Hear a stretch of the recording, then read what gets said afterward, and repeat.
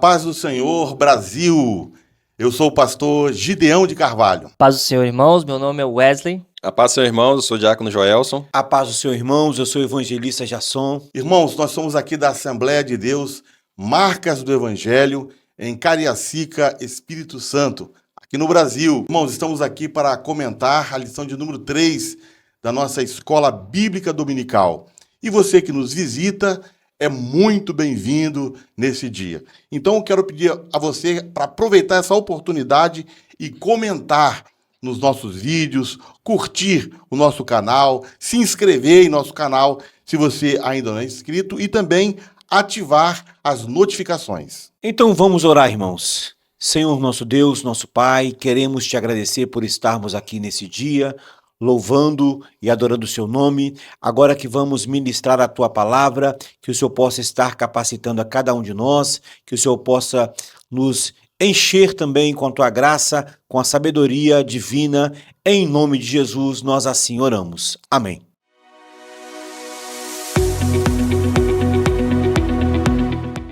A paz do Senhor, irmãos, eu sou o presbítero André. E eu sou a irmã Vanessa. E estamos aqui para mais uma leitura bíblica em classe. Texto áureo. E quando Pedro viu isto, disse ao povo: varões israelitas, por que vos maravilhais disso? Ou por que olhais tanto para nós, como se por nossa própria virtude ou santidade fizéssemos andar este homem? Atos capítulo 3, verso 12. Verdade prática. A verdadeira pregação bíblica consiste em dar testemunho de Cristo no poder do Espírito. Vamos agora à nossa leitura bíblica que se encontra em Atos capítulo 3, verso 11 ao 19. E, apegando-se ele a Pedro e João, todo o povo correu atônito para junto deles no alpendre chamado de Salomão. E quando Pedro viu isso, disse ao povo: varões israelitas, por que vos maravilhais disto? Ou por que olhais tanto para nós, como se nossa própria virtude ou santidade fizéssemos andar este homem? O Deus de Abraão e de Isaque e de Jacó, o Deus de nossos pais, glorificou a seu filho Jesus, a quem vós entregastes, e perante a face de Pilato negastes, tendo ele determinado que foste solto. Mas vós negastes o santo e o justo, e pedistes que se vos desse um homem homicida, e matastes o príncipe da vida, ao qual Deus ressuscitou dos mortos, do que nós somos testemunhas. E pela fé no seu nome, fez o seu nome fortalecer a estes que vedes e conheceis, e a fé que é por ele deu a este, na presença de todos vós, esta perfeita saúde. E agora, irmãos, eu sei que o fizeste por ignorância, como também os vossos príncipes, mas Deus assim cumpriu o que já dantes pela boca de todos os seus profetas havia anunciado, que o Cristo havia de padecer. Arrependei-vos, pois, e convertei-vos, para que sejam apagados os vossos pecados e venham assim os tempos de refrigério pela presença do Senhor. Voltamos agora com os nossos professores. Paz.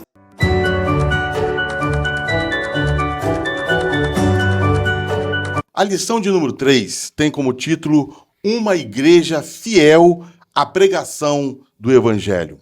Então nós vamos estudar sobre o sinal de uma igreja fiel, que é a pregação genuína do Evangelho. Sabemos que desde o início da igreja, da história da igreja, com os primeiros apóstolos ministrando a palavra de Deus, pregando a palavra de Deus, eles fizeram isso com muita ousadia e no poder do Espírito Santo. Em Atos 3, que é o capítulo que nós vamos estudar nesse dia, Pedro, ele vai reafirmar também a centralidade de Cristo na pregação e também vai chamar as pessoas ao arrependimento. A pregação bíblica, ela confronta o mundo e ao mesmo tempo ela vai trazer refrigério para aqueles que aceitam a mensagem do Evangelho. E como objetivo da nossa lição aqui, nós temos alguns alvos que a gente quer alcançar, sendo ele expor a importância da pregação das Escrituras, também demonstrar como o poder do Espírito Santo, ele nos capacita, ele capacita a Igreja de Cristo a pregar o Evangelho ali com poder e com autoridade, e por fim ali, mas não menos importante, nós queremos incentivar a vocês, alunos, bem como a nós aqui, a pregarmos uma mensagem de esperança fundamentada na palavra de Deus, um Evangelho verdadeiro, um Evangelho pautado na palavra palavra, e é isso que a gente vai aprender, é esse conhecimento que nós iremos buscar na aula de hoje. Vamos ao primeiro tópico da nossa lição, a igreja que prega as Escrituras. Então, após a primeira pregação de Pedro no Pentecostes, registrado em Atos 2, onde quase 3.000 pessoas aceitaram a palavra e foram batizadas, encontramos uma segunda pregação de Pedro em Atos 3. Assim como em Atos 2, onde a pregação do Evangelho foi precedida por um sinal, no caso ali em Atos 2, foi o Espírito Santo que desceu sobre os discípulos e eles foram cheios do Espírito Santo, foram batizados com o Espírito Santo, falaram em outras línguas, conforme o Espírito Santo lhes concedia que falassem, e depois então o apóstolo Pedro pregou a palavra de Deus. Em Atos 3, nós temos também um sinal antes da pregação de Pedro neste capítulo. Que sinal é esse? O sinal foi a cura do coxo que estava ali no templo, conforme está escrito em Atos capítulo 3, versículo 1 até o versículo 10. A Bíblia registra que Pedro e João, eles subiam ao templo à hora nona, por volta aí de 3 horas da tarde, quando encontraram um homem coxo de nascença, um homem, podemos dizer, aleijado, manco, que estava ali pedindo esmolas à porta do templo chamada Formosa. Este homem ia diariamente ali para o templo e a palavra do Senhor nos diz que quando Pedro e João subiam, este homem pediu esmolas àqueles 2 discípulos, como era do seu costume, pedir esmola às pessoas que iam ao templo. E o texto diz que Pedro e João, fitando os olhos nele, disseram: nós não temos prata nem ouro, mas o que eu tenho, isto eu te dou. Em nome de Jesus Cristo, o Nazareno, levanta e anda. E a Bíblia diz que Pedro, tomando ele pela mão direita, o levantou. Os pés, os tornozelos daquele homem se firmaram e ele então saltou, louvando a Deus, glorificando a Deus. Foi, podemos dizer, o primeiro milagre ali daquela era apostólica, aonde eles, então, cheios do Espírito Santo, demonstraram o poder de Deus de uma forma extraordinária. Fica claro desde já que a mensagem bíblica pelos discípulos, ela vinha com autoridade e ela vinha também acompanhada de sinais e maravilhas. Fato este que iria se seguir ali no decorrer da trajetória da igreja. Então, a grande manifestação do Espírito Santo de Deus ocorreu ali,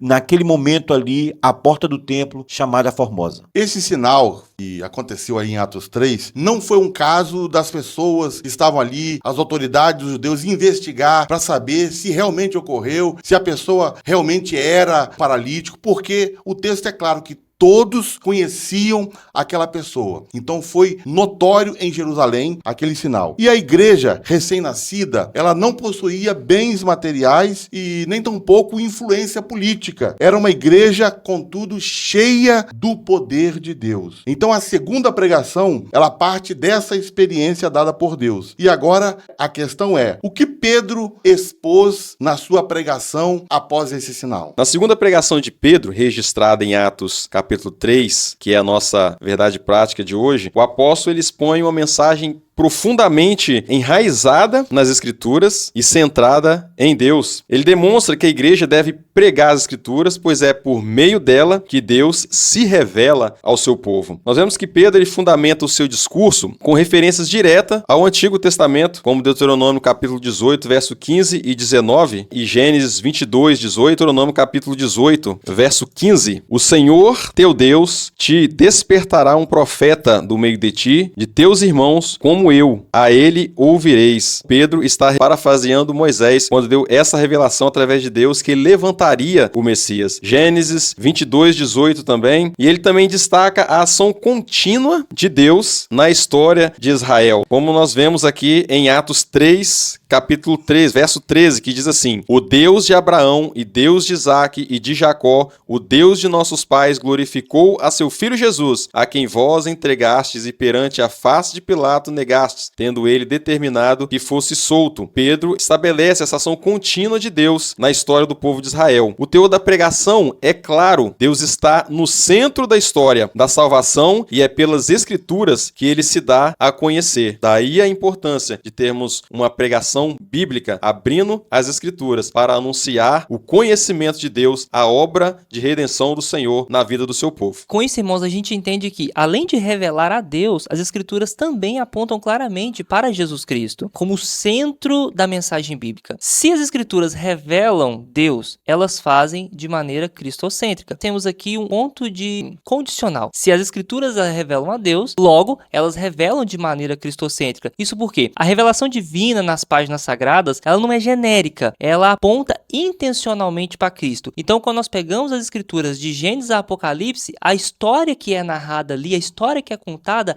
ela aponta para o Messias, ela aponta para o plano de salvação. Como Pedro demonstra ali no seu sermão, o mesmo Antigo Testamento que testemunha o caráter e a ação de Deus, ele também anuncia antecipadamente o sofrimento e a glória do Messias. Ali em Atos 3:18 já traz essa revelação para a gente que diz assim: mas foi assim que Deus cumpriu o que tinha predito por todos os profetas, dizendo que o seu Cristo haveria de sofrer. Essa dupla função das Escrituras, que é revelar o próprio Deus e testemunhar a Cristo, é inseparável. Uma coisa não se separa da outra, pois Jesus mesmo afirmou que toda a narrativa bíblica, ela converge para ele. Como eu disse aqui, toda a história da Bíblia, ela aponta, ela direciona, todas as profecias direcionam para o Messias. Assim, a pregação apostólica fundamentada nas Escrituras não apenas proclama quem Deus é, mas como ele age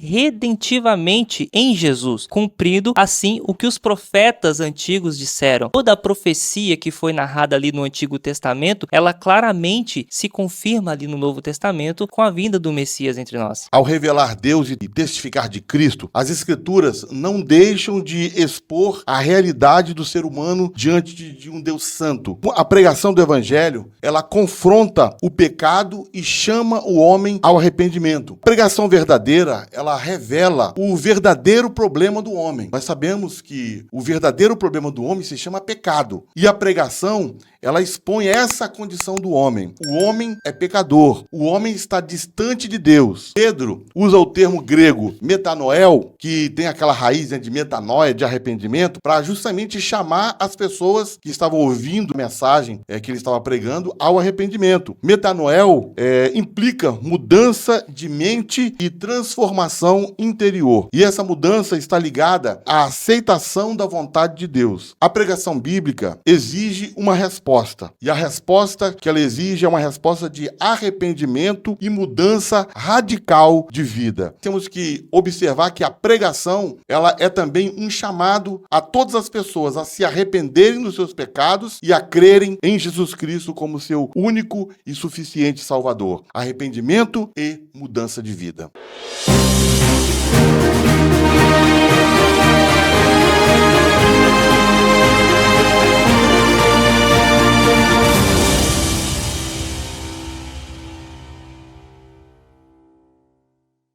A paz do Senhor, irmãos! Meu nome é Larissa e nós estamos aqui para mais um Caminhando pela História. Hoje vamos conhecer o impacto da igreja primitiva em Jerusalém. Jerusalém, ano 30 depois de Cristo. Enquanto a cidade fervilhava com peregrinos e o burburinho do templo, um evento extraordinário estava prestes a sacudir os alicerces religiosos da época. Nos degraus da Porta Formosa, um homem coxo desde o seu nascimento, conhecido por todos como um mendigo que sempre pedia esmolas, teve sua vida transformada pelo poder do nome de Jesus. Pedro e João, apenas simples pescadores galileus, cheios do Espírito Santo, pararam diante dele. Não tenho prata nem ouro, declarou Pedro, mas o que tenho, isso eu te dou. Em nome de Jesus Cristo Nazareno, levanta-te e anda. Num instante, aquele corpo deformado pela paralisia se ergueu. Pés e tornozelos ganharam força e o homem que nunca tinha caminhado se levantou com alegria, entrando no templo, louvando e adorando a Deus. A multidão ficou atônita. Algo sobrenatural havia acabado de acontecer. Mas esse milagre era apenas o começo. No pórtico de Salomão, Pedro fez o que a igreja primitiva sabia fazer muito bem. Transformou o espanto das pessoas em uma oportunidade para pregar a Jesus Cristo. Sua mensagem foi uma aula magistral de teologia bíblica. Abre aspas. O Deus de Abraão, de Isaque e de Jacó glorificou a seu servo Jesus, a quem vós entregastes e perante a face de Pilatos negastes. Mas Deus assim cumpriu o que já dantes pela boca de todos os seus profetas havia anunciado, que o Cristo havia de padecer. Atos 3, 13, 18. Pedro mostrou que aquele milagre não era um acaso, mas o cumprimento de uma promessa muito maior. Uma história que começara nas promessas feitas a Abraão, preditas por Moisés e cantadas nos Salmos. A cruz, que parecia o fim,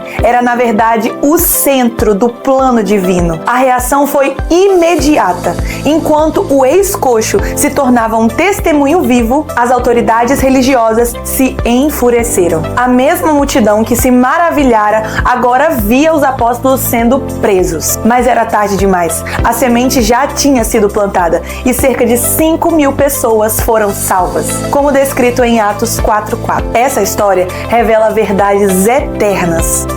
1. O nome que transforma. A cura não veio por mérito humano, mas pela autoridade do nome de Jesus. O mesmo que ressuscitou mortos e continua a transformar vidas hoje. 2. A Bíblia como um todo. Os primeiros cristãos não pregavam uma mensagem nova, mas mostravam como Jesus era o cumprimento de toda a Escritura. E por fim, o paradoxo do poder. A perseguição que se seguiu não extinguiu a igreja. Então, no mesmo lugar onde os homens ergueram o templo de pedra, e assim começou a construção da igreja, que jamais seria contida por muros. Eu espero que vocês tenham gostado de caminhar pela história. Ficamos por aqui. Que Deus abençoe vocês. Até mais.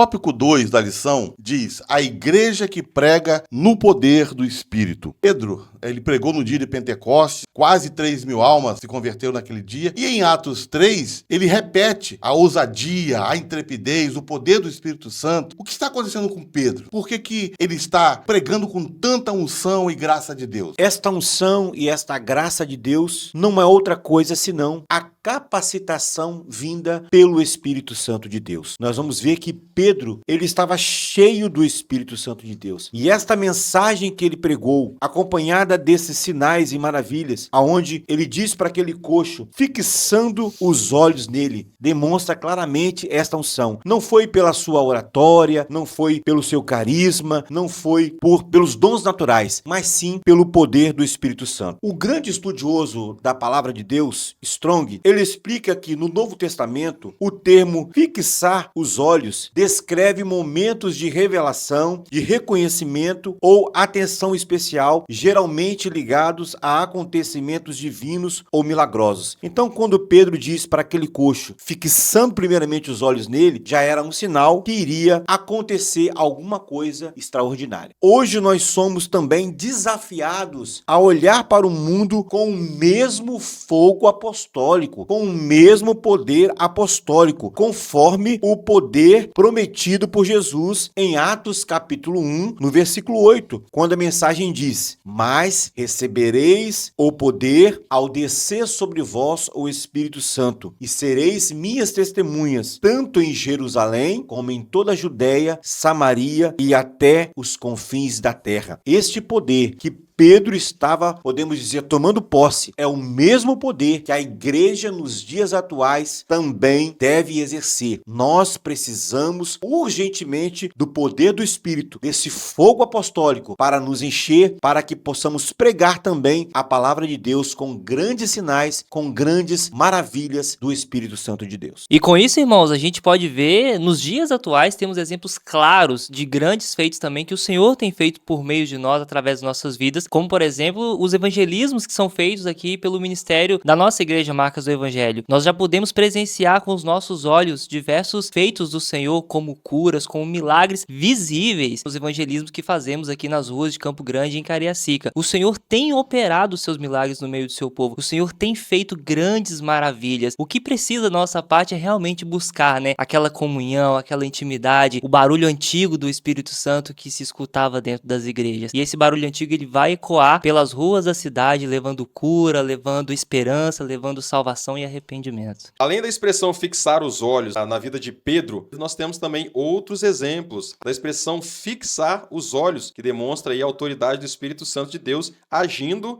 na vida dos apóstolos. Um exemplo claro disso é o visto na vida do apóstolo Paulo, um apóstolo cheio do Espírito Santo de Deus, quando ele olhou fixamente para um homem paralítico na cidade de Listra e o curou. Vemos ali em Atos 14, verso 9. Da mesma forma também aparece em Atos 13, 9, quando Paulo, cheio do Espírito Santo de Deus, ele fixou os olhos com autoridade para repreender um falso profeta Elimas. Retornando ao episódio de Pedro, isso nos mostra que ele não apenas estava capacitado para curar, mas também para pregar com autoridade a palavra de Deus, o Evangelho de Jesus Cristo. O Espírito Santo é quem inspira e dá poder à pregação da palavra. Portanto, pregar não é apenas fazer discurso. Pregar, anunciar a mensagem de Deus com autoridade e unção do Espírito Santo. E é isso que nós, como fazendo parte de uma igreja bíblica, devemos ter: autoridade do Espírito Santo de Deus. Como que o mundo tem nos visto? Será que estamos fixando o nosso olhar com a autoridade do Espírito Santo de Deus para anunciar a palavra do Senhor, o conhecimento de Deus a este mundo? Ou estamos com os nossos olhos vendados pelo pecado? Bem, irmãos, e nós podemos ver, né? Pedro é um homem que está cheio do Espírito Santo. E uma demonstração dele ser cheio do Espírito Santo é justamente esse olhar nos olhos. Nós podemos ver no cotidiano, em diversas áreas da nossa vida, que o olhar no olho, o famoso tete a tete, ele transmite essa confiança, ele transmite essa autoridade. E essa semana eu tive um evento no meu trabalho, uma colega de serviço, eu como passo sempre pelos corredores da empresa e vou cumprimentando um colega e outro, e eu cheguei para essa moça e dei bom dia, perguntei se ela estava bem, ela respondeu genericamente ali, de maneira robótica, sim, estou bem. E aí, no aperto de mão, eu olhei ela nos olhos e perguntei, mas você está bem mesmo? E aí, nesse momento, essa moça começou a chorar e falou, não, eu não tô bem, eu preciso conversar. E ela se abriu ali e falou um monte de coisa. E nós vemos aqui que toda essa capacitação que o Espírito Santo dá para Pedro, né, seja na cura, seja na pregação e na autoridade espiritual, ela não vem somente para fortalecer Pedro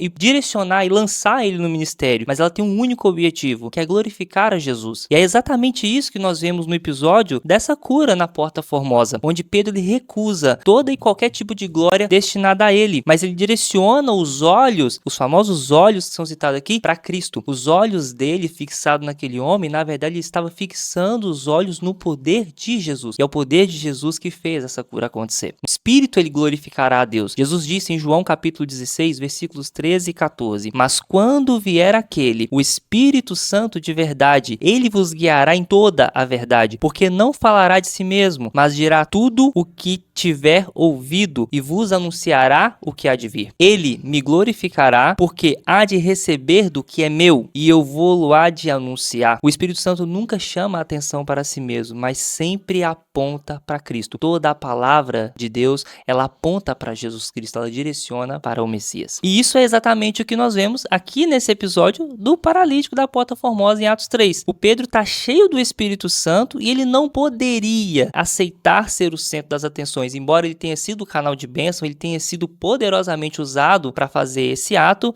ele deixou claro que o milagre que aconteceu ali, o seu próprio poder e santidade, na verdade aconteceu pelo poder do nome de Jesus. Inclusive, ele mesmo diz, varões israelitas, por que vos maravilhais disto? Ou por que olhais tanto para nós, como se por nossa própria virtude ou santidade fizéssemos andar esse homem? Aqui ele está dizendo que, para de olhar pra gente, não fomos nós que fizemos, foi o poder de Jesus que fez. Esse mesmo Jesus talvez que vocês não aceitaram. E da mesma forma, qualquer pregação que tira o foco de Cristo, e abrindo aqui um parênteses, a gente tem visto muito disso nos tempos atuais, nas redes sociais, e coloca o homem no centro da pregação e não coloca a Bíblia, essa pregação que você vê no YouTube, que massageia o ego, que te coloca ali como centro da vontade de Deus, na verdade ela não está correta, porque a pregação do Evangelho, ela coloca Jesus como centro. A pregação do Evangelho evangelho ela aponta para Cristo, ela aponta para a salvação por meio de Cristo. Isso não passa de um discurso humano. Assim como Pedro, cheio do Espírito Santo, apontou imediatamente para Cristo, a verdadeira unção não exalta pessoas, não exalta pregadores, não exalta milagres e não exalta emoções, mas a verdadeira pregação glorifica o Salvador. Pregação verdadeira, ela não é antropocêntrica, ela não coloca o homem no pedestal, mas ela é cristocêntrica. Jesus, é o centro desta mensagem. E hoje nós vemos muitas vozes competindo por atenção nos púlpitos. Eu gostaria de chamar a sua atenção sobre esse assunto. Então, algumas pessoas pregam o homem, outras pessoas vão pregar suas próprias histórias, os seus dons, a sua unção especial ou coisas assim. Mas o Espírito Santo, ele lança os holofotes sobre Jesus, sobre o crucificado, ressurreto e suficiente Salvador. Em 1 Coríntios capítulo 2, versos 1 e 2, Paulo está falando à igreja de Corinto o seguinte: eu não fui a vocês com sublimidade de palavras ou sabedoria. Então, quando Paulo está pregando ou pregou na cidade de Corinto, ele não procurou ali apresentar uma mensagem rebuscada, com palavras difíceis lá no grego, ou palavras de sabedoria, ou filosofia, os gregos tanto apreciavam. Ele fala: porque nada me propus saber entre vós, senão a Cristo e este crucificado. Podemos dizer que este foi o tema da mensagem, das pregações de Paulo na cidade de Corinto: Cristo e este crucificado. Temos que avaliar a nossa pregação, o nosso louvor, o nosso testemunho, se isso que fazemos, que é algo espiritual, se isso não leva pessoas a olharem para Cristo e se isso não aponta para Cristo, é sinal de que nós estamos falhando na nossa mensagem, no nosso louvor, na nossa forma de cultuar a Deus, na nossa forma de testemunhar de Cristo.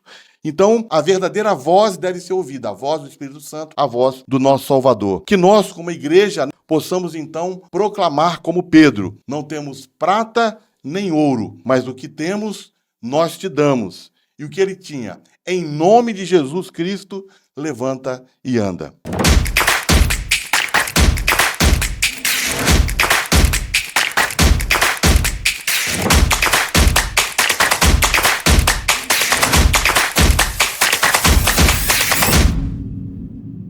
Estamos lidando com uma questão muito específica na lição de hoje, entre a operação extraordinária de um milagre por Pedro e João e a pregação de Pedro após a realização desse milagre. Nós temos aqui dois postulados importantíssimos para uma igreja fiel e para uma pregação fiel.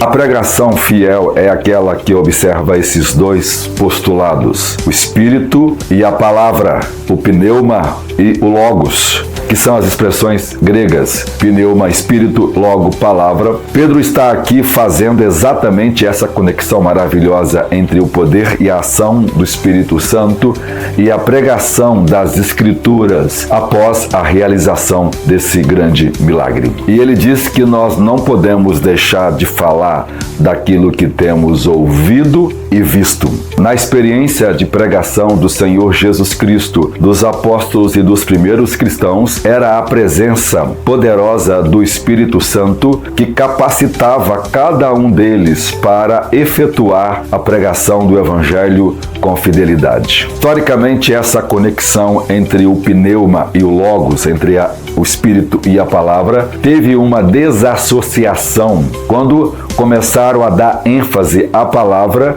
e renegar a ação do Espírito Santo em segunda instância. Os dons espirituais começou a parar de se mover na igreja porque ela se tornou muito polida. A filosofia grega e a visão racional começou a entrar na igreja, então as pessoas começaram a desenvolver um cristianismo mais de discussão, de exegese e de hermenêutica e se esqueceu da pregação prática, da operação do Espírito Santo. Como a argumentação filosófica, teológica e homilética das Escrituras depende depende do exercício do intelecto e isso traz muita glória a quem tem essa habilidade. Já os dons implicam na busca, na humilhação, no jejum, na busca constante da ajuda divina, se torna uma prática mais difícil. Então, começou-se a dar mais ênfase ao uso do raciocínio, do intelecto e da razão do que às operações poderosas do Espírito Santo. No contexto do protestantismo histórico,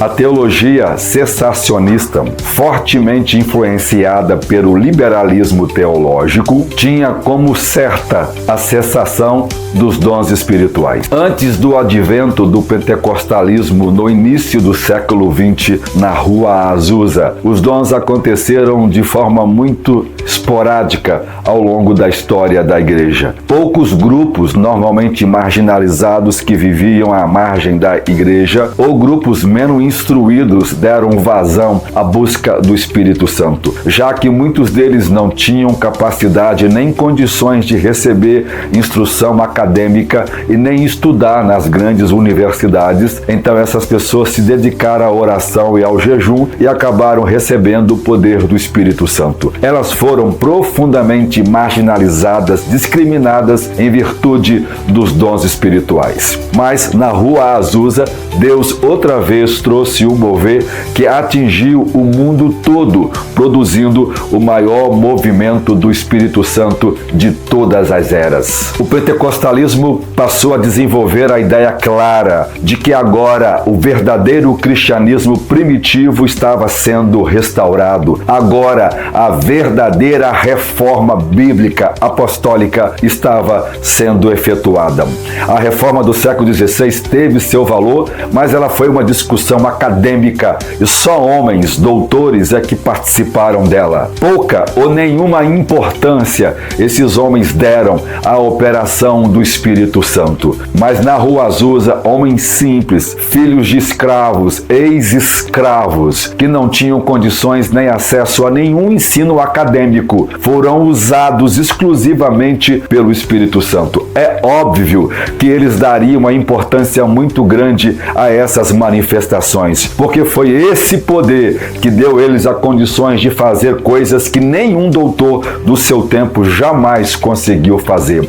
No poder do Espírito Santo, eles atraíram multidões a Cristo. Eles ganharam cidades, ilhas e tribos inteiras em várias partes do mundo. O Brasil é uma consequência desse mover da Rua Azusa. Daniel Berg e Gunnar Vigre participaram desse mover inicial e lá foram motivados pelo Espírito Santo. Veja, o Espírito Santo usou o negro, o irmão Rodolfo. Embora fosse um negro americano que não soubesse falar o português, ele profetizou em línguas estranhas, usando o português de que eles viriam para o Pará. E aqui iniciaria uma obra poderosa e que o povo brasileiro iria conhecer a Jesus Cristo. Embora aqui já tivesse outros irmãos pregando o Evangelho, mas o mover do Espírito Santo que mandou os crentes para o Pará. Veja que sabedoria do Espírito Santo. Nós estamos vivendo nesse tempo o ciclo da borracha e havia gente do Brasil inteiro lá no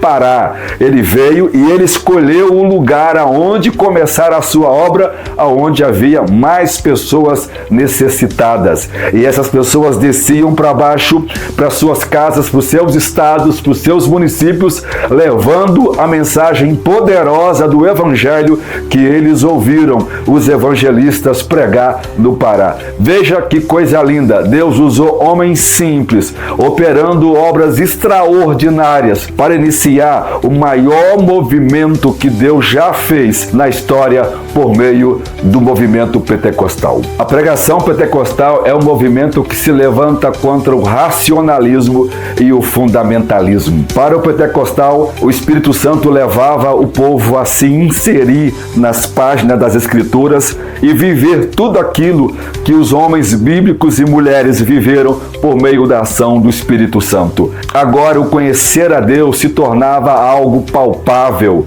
algo real. As pessoas poderiam experimentar mais profundamente uma comunhão com Deus clara, real e mais visível. A pregação pentecostal era simples e bíblica. Não era focada em grandes temas bíblicos, não era focada em discussões hermenêuticas, não discutia princípios filosóficos, nem tradução de grego e de hebraico. Ela não era uma discussão eclesiológica, ela era a leitura simples e a aplicação do texto bíblico. Isto agradava as pessoas a ouvir a palavra e elas eram tocadas pelo poder do Espírito Santo. Essa pregação então se opunha a todas as discussões racionais teológicas dos seminários. Agora não eram doutores, pós-doutores, gente rica, poderosa que estava estudando as Escrituras. Agora eram ferreiros, eram barqueiros, eram agricultores, eram garis, eram ex-escravos, eram pessoas pobres que no poder do Espírito Santo lia as Escrituras e ensinava exatamente aquilo que estava escrito e Deus operava uma obra poderosa. A pregação pentecostal tinha como centro a pessoa de Jesus Cristo. Ela desenvolveu um amor muito extraordinário e um respeito muito grande pela pessoa do Senhor Jesus Cristo. Se alguém quisesse definir um crente pentecostal, diria assim: ele é apaixonado por Jesus, porque tudo que os crentes pregavam era a mensagem do Evangelho focada em Jesus Cristo. A pregação pentecostal restaurou a liturgia em muitas igrejas no Brasil. Algumas igrejas realizavam seus cultos em inglês, outras em latim, outras em francês e outras em alemão. Mas os cultos pentecostais eram feitos na língua do povo, no português, para que todos pudessem aprender a palavra de Deus. O pregador não usava textos latinos, não usava o nome de teólogos ao pregar. Era a pregação simples da Escritura, era o logos e o pneuma, era a palavra e o Espírito sendo pregado e focado na pessoa de Jesus Cristo, e Deus operava coisas maravilhosas no meio do seu povo. A pregação pentecostal era focado na mensagem escatológica, focada na volta de Jesus Cristo. Veja a divisão dos sermões que o Espírito Santo deu à igreja desde a rua Azusa. Jesus Cristo salva, Jesus Cristo batiza com o Espírito Santo, Jesus Cristo cura e Jesus Cristo voltará. Esses 4 pilares se tornou a base teológica da pregação pentecostal. O foco de que Jesus está voltando produziu ardor missionário, produziu zelo e uma vida profunda de santidade. Deus trouxe para o meio do seu povo o temor de Deus, a confiança nas Escrituras e uma vida simples de oração e de jejum que atraiu milhares e milhares de pessoas. O crescimento dos pentecostais no mundo não foi uma coisa simples, foi a vivência prática do Logos e do Pneuma, a palavra e o Espírito, não a palavra dos teólogos, não as palavras dos comentaristas, não as palavras dos léxicos, não as palavras dos doutores, mas a simples palavra de Deus, originalmente pregada por homens simples desde o começo e com a ajuda única do Espírito Santo e as Escrituras nas mãos, focado na pessoa de Jesus, nós ganhamos 700 milhões de pessoas em 100 anos. Deus seja louvado pela obra da palavra e do Espírito. E se nós quisermos ser uma igreja fiel, nós precisamos ser a igreja da palavra e a igreja do Espírito, do Logos e do Pneuma. Que a palavra e o Espírito traga de volta a mensagem inicial do pentecostalismo, onde o pneuma e o logos seja o foco da nossa pregação, o nome de Jesus Cristo sendo pregado e a Deus sendo dada toda a glória. Deus abençoe você.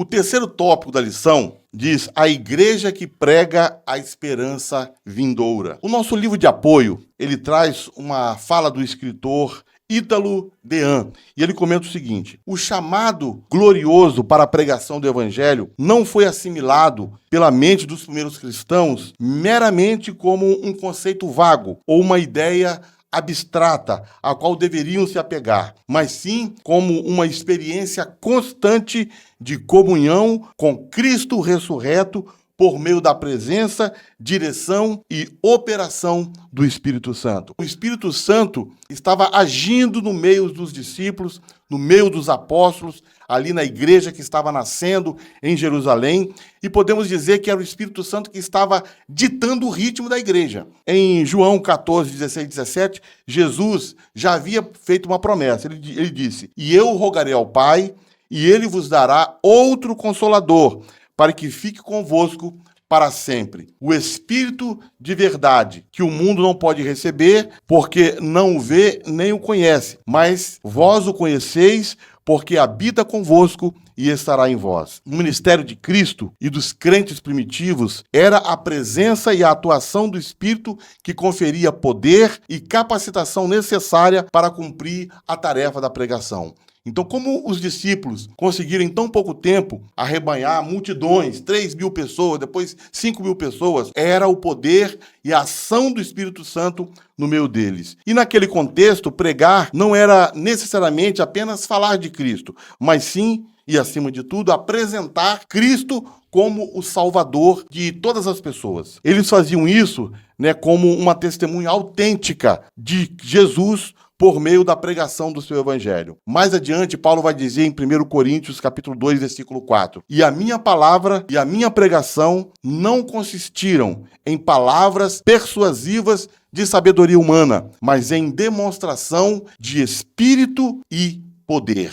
Bem, amados, essa apresentação viva de Cristo pelo poder do Espírito Santo não aconteceu em meio a uma geração receptiva à pregação do Evangelho de Cristo. Muito pelo contrário, os apóstolos encontraram muita dificuldade. Eles pregavam em meio a uma geração marcada pela insensibilidade espiritual e pela ignorância das verdades de Deus, como Pedro destaca na sua pregação. O apóstolo Pedro ele já havia exortado os seus ouvintes anteriormente, na sua primeira pregação, a salvarem-se dessa geração perversa. Agora ele reconhece que aquela geração também era uma geração ignorante, como diz em Atos 3, 17. Era uma cultura indiferente e insensível para a realidade espiritual. Era, portanto, uma geração sem esperança, conforme nós vimos em 1 Tessalonicenses 4,13. A insensibilidade às coisas espirituais é a marca daqueles que não conhecem a Deus. E é a essas pessoas que a mensagem da cruz deve ser pregada. E não é diferente hoje. Nós vivemos em uma sociedade escravizada pelo pecado. Temos coisas tão perversas hoje que chegamos muitas vezes a duvidar se antigamente os pecados de hoje eram cometidos naquela época. Como nós estamos pregando hoje a mensagem da cruz? Será que estamos levando a verdade do Evangelho a essa geração nossa hoje que é marcada pelo pecado? É uma geração ignorante quanto ao conhecimento de Deus. Cabe a nós, como servos do Senhor, levar esse conhecimento de Deus e não condenar o mundo devido ao seu pecado. Mas é para essas pessoas, como a lição diz aqui, é a essas pessoas que a mensagem da cruz deve ser pregada. Então levemos com autoridade, com ousadia do Espírito Santo, com amor pelas almas, a verdade do Evangelho, para que essas vidas, essas almas de hoje possam se voltar para Deus e conhecer a Deus, o plano da salvação do Senhor para as suas vidas. Mediante a exposição da aula de hoje, queremos conhecer o testemunho de irmãos que foram impactados pela pregação do Evangelho e aceitaram o Senhor Jesus Cristo em nossa igreja. Pai, Senhor, irmãos, eu sou o Diácono Hércules, sou aqui da Igreja Assembleia de Deus, Marcos do Evangelho. Gostaria de contar um breve testemunho que aconteceu comigo há aproximadamente 10 anos atrás. Eu comecei lendo o devocional Robert McKennie, aqui da nossa igreja, e aí eu trabalhava junto com alguns amigos, que era o Diácono Eriel, o Evangelista Isaías, e eles, mediante a apresentação do devocional para mim, algumas práticas pecaminosas que eu tinha foram de encontro àquilo que eu gostava de fazer. E tinha uma prática que era o vício do cigarro, do tabaco, que era muito difícil de eu largar. Eu tentei por vários métodos. E aí eu vim na igreja conversar com o pastor Jário. E aí, mediante as pregações da quarta-feira, quando eu via o ensino, os cultos de domingo, e aí aquilo eu sentava na frente, eu lembro que eu sentava na frente nas cadeiras, e aí aquilo foi falando no meu coração, e quando eu conversei com ele na sala a respeito desse vício, eu não lembro a data que foi, mas quando eu saí eu ainda tinha alguns cigarros na mochila. Quando eu saí da igreja, eu nunca mais botei um cigarro na boca. E isso me fez lembrar um pouco do texto de Paulo, em 1 Coríntios 1,18, que disse que a palavra de Deus é loucura para os que perecem, mas para nós que somos salvos é o poder de Deus. Então viver essa vida que agora para mim, que eu amava antes, que era o pecado, e abandonar, para mim não fazia muito sentido, até o pastor Jário me explicar um pouco sobre o que é o poder de Deus na vida de um cristão. E na época ele citou a frase de John Wesley, que diz que a conversão e a santificação são duas coisas diferentes. A primeira é que na nossa conversão, Deus está tirando o cristão do mundo. E na santificação, Deus está tirando o mundo do cristão.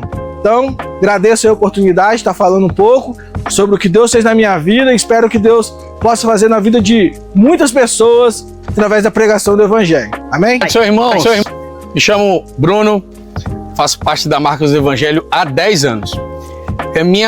O meu testemunho de conversão é o seguinte: eu sempre procurei Deus em muitos lugares, nas igrejas, é claro, mas teve um período que eu busquei muito a Deus. E isso foi aqui na Marcos do Evangelho há 10 anos atrás. Eu ouvi uma palavra chamada em 1 Pedro 1. Me tocou muito falando sobre sede santos porque eu sou santo. E aquilo me aprofundou muito o meu coração. E foi uma palavra de um jovem ministrado no meu coração. E nisso eu me converti ao Senhor, me quebrantei e comecei o início do processo de caminhada, né? E aí fui acompanhado com os pastores, acompanhado por muita palavra, pregações que eu comia dia e noite, até que isso foi irradiando o meu coração e tem 10 anos que eu faço a obra pro Senhor, mudei a minha vida, o Evangelho mudou a minha vida, Cristo mudou a minha vida, e é isso que eu tenho para falar para vocês.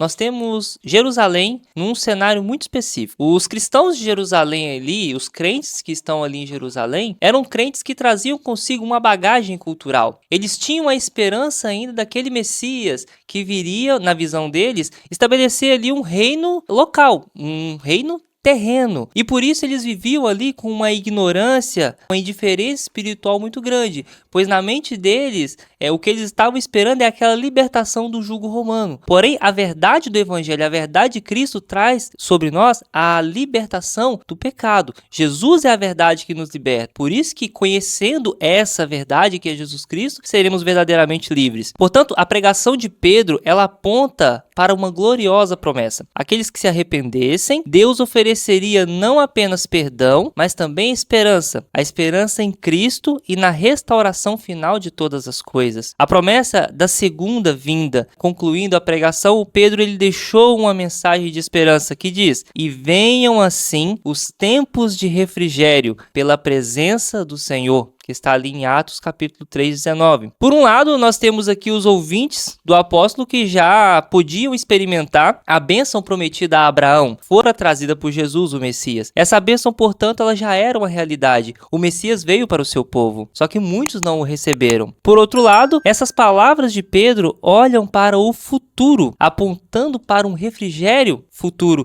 dos últimos dias que fora prometido a Israel. Trata-se, portanto, irmãos, da restauração de todas as coisas. A igreja tem uma mensagem de esperança para aqueles que estão sem esperança. É uma realidade que, no tempo de Deus, se cumprirá. A palavra nos diz aqui em João, capítulo 2, versículo 19, onde Jesus respondeu: destruam este templo e eu o levantarei em 3 dias. E os judeus lhes responderam: este templo levou 46 anos para ser edificado e o Senhor vai levantar ressuscitá-lo em 3 dias, mas o templo do qual ele estava falando era o seu corpo. E depois que ressuscitou dos mortos, e seus discípulos lembraram-se do que ele tinha dito. Então creram na Escritura e na palavra que Jesus dissera. Aqui Jesus está falando que todas as coisas serão reconstruídas. E ele é a promessa de que tudo será reconstruído. Essa reconstrução trata-se da reconstrução que ele fará em nossas vidas também. A reconstrução de nos tirar do mundo de pecado e restaurar nossas vidas diante dele. Então, irmãos, chegamos ao fim de mais uma lição.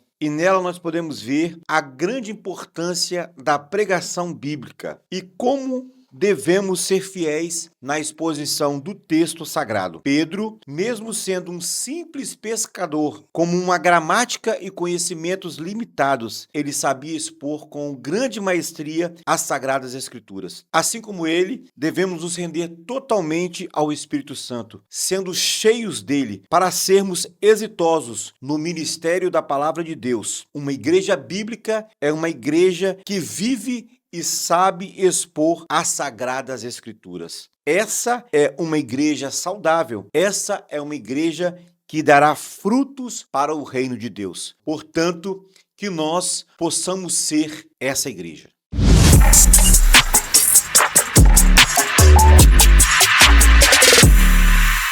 E agora chegamos a um momento muito especial dessa aula, o momento em que cada um de nós é convidado pelo Espírito Santo a contribuir no reino de Deus. E você que me ouve agora tem a oportunidade de parar tudo que você estiver fazendo, olhar aqui agora os meios de contribuição que aparecem na sua tela e contribuir para que essa obra avance. Deus conta com você para o avanço do seu reino e contribuir é uma honra. O apóstolo Paulo, na segunda carta aos Coríntios, capítulo 9, verso 7, diz que não devemos contribuir como por necessidade nem com tristeza, mas Deus ama aquele que dá com alegria. Quem dá com alegria é uma resposta em gratidão, reconhecendo que tudo que temos, nossa saúde, nosso patrimônio, nossa família, tudo que temos de bom, toda boa dádiva, vem do alto, do Pai das luzes, é o Senhor que te abençoou. E nós trazemos as ofertas reconhecendo que tudo é dele. É um ato de adoração, então pare o que estiver fazendo e seja abençoado você e sua casa. Deus abençoe.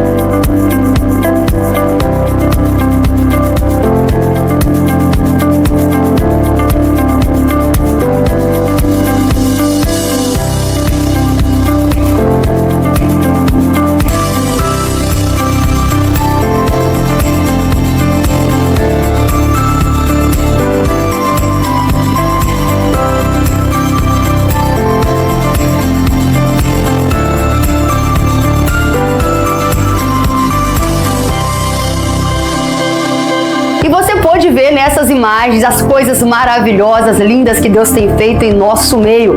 Quantas vidas sendo abençoadas por este espaço.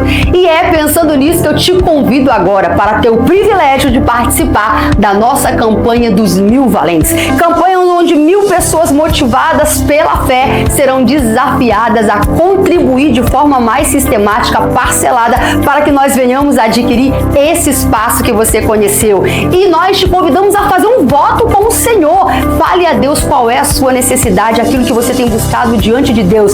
Se comprometa, e eu tenho certeza que o nosso Deus é um Deus de milagre, Deus de resposta. Ele vai aceitar o seu desafio. E nós sabemos que a fé honra a Deus e Deus honra a fé.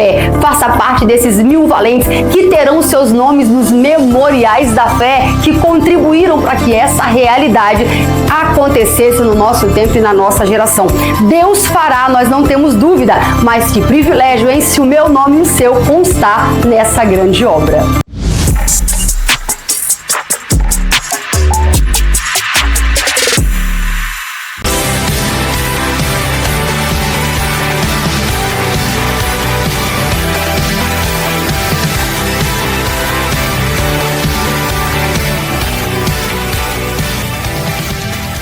Bem, irmãos, vamos agora ao nosso momento de perguntas e respostas, onde você vai poder testar se realmente absorveu todo o conteúdo da aula. Para começarmos, vamos à primeira pergunta. Qual sinal precedeu a segunda pregação de Pedro? Alternativa A. Um coxo foi curado na porta do templo. Alternativa B. Pedro e João deram uma oferta a um paralítico. Alternativa C. O Espírito Santo desceu novamente com fogo. E a alternativa D.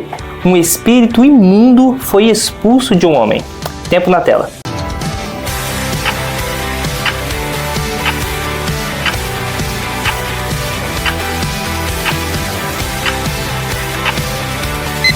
E se você respondeu a letra A, você acertou.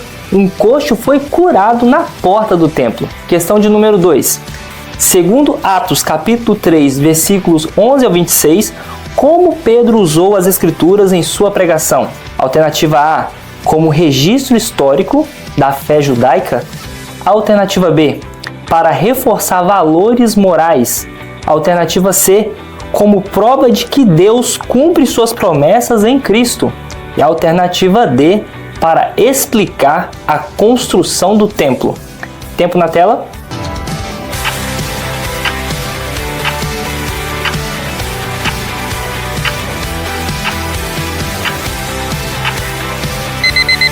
E a resposta certa é a letra C, como prova de que Deus cumpre as suas promessas em Cristo.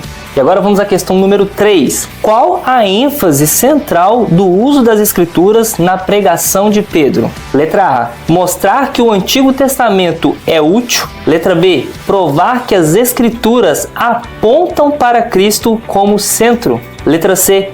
Revelar que Deus é justo ao castigar os pecadores. E a letra D.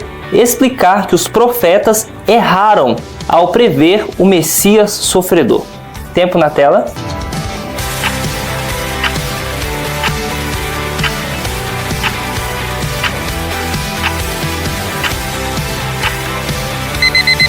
E a resposta certa é a letra B. Provar que as Escrituras apontam para Cristo como centro. E agora vamos à questão de número 4. Qual resposta Pedro esperava ao anunciar as Escrituras? Alternativa A. Participação ativa nas práticas religiosas. Alternativa B. Aceitação do juízo divino sem necessidade de mudança. Alternativa C.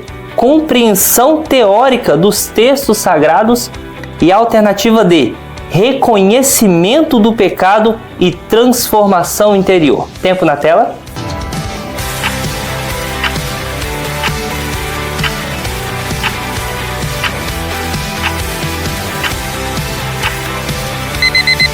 E a resposta certa é a letra D. Reconhecimento do pecado e transformação interior. Vamos agora à nossa quinta e última pergunta. O que é prometido aos que se arrependem segundo Pedro? Alternativa A. Perdão e esperança da restauração final. Alternativa B. Reconhecimento religioso e bênçãos materiais. Alternativa C. Livramento de sofrimento e perseguição. E alternativa D. Um lugar de destaque entre as pessoas. Tempo na tela.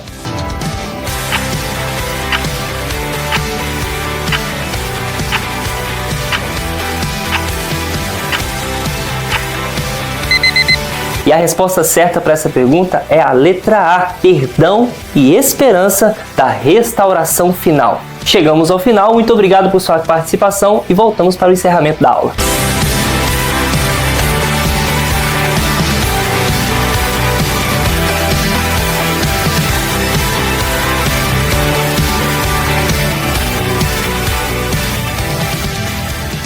Glória a Deus, irmãos. Chegamos ao final de mais um EBD. Vamos orar e agradecer ao Senhor por este momento de aprendizado da sua palavra.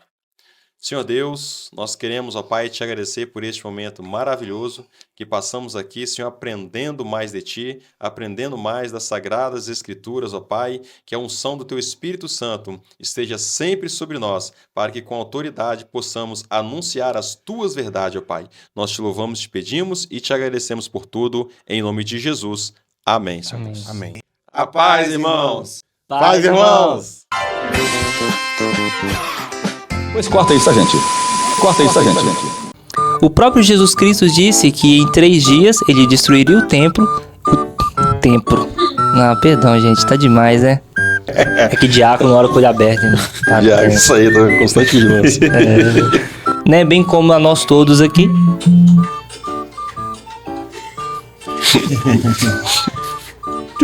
O primeiro erro já. Incentivar. Corta essa. Bem, Corta, crianças, vamos para o corta. mão na massa. O próprio Cristo de... Não, Cristo? Aí ficou feio, né? Esquito? Quito. Tchau também? Paz, irmãos. Eu vou falar paz, irmão. Então tá bom. Ah, então fala paz também. Eu bem jovem, né? A paz. Garotão vamos demais. voltar. A paz é paz, irmãos.